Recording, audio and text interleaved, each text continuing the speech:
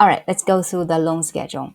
So for this loan schedule, it's very similar to the mortgage schedule you probably have for your house. As we mentioned, we have a $2 million loan.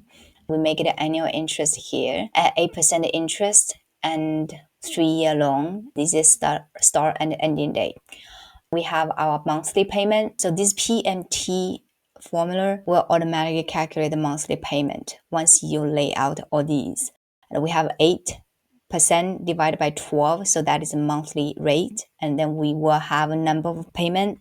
So that number of payment is cannot see right now in this formula, but it will be 36 months here. So for the 3 years. And then we will have our present value. The present value right now is $2 million. The loan we set up here, and the future value is 0. The way we lay out the loan schedule is we are going to have our payment day, effective days, end of the month. And then we have a beginning balance is the principal. And then we will have the static payment every single month. And then for the interest part is the balance times the rate. Based on the balance, more and more principal has been paid, so the less interest will be paid in the future.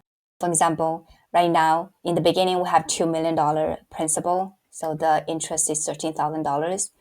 And as the payment is static, and the principal is the difference between the payment and the interest. So after paying all these principal here, the ending balance now is $1.9 million here.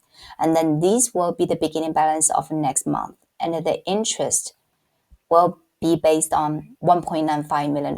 Now we're paying less and less interest. Since the difference between the payment and the interest, our principal amount is growing. And after we paid principal each month, our ending balance is decreasing. So by the end of 36 months, we're going to have 0 value in this loan.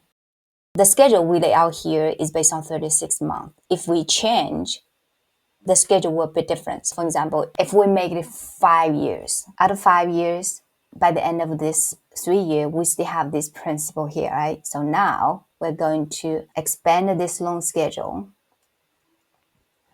See, it's almost there.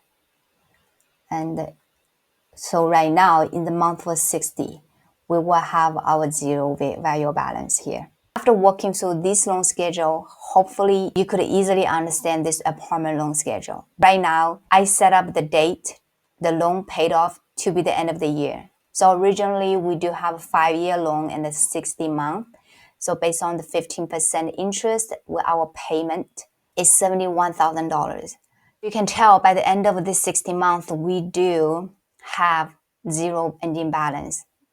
Because this loan get prepaid by the end of the year, the ending balance we're going to get it back will be $2.7 million.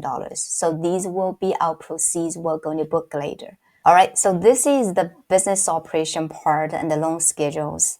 Next, we will start to book our journal entries.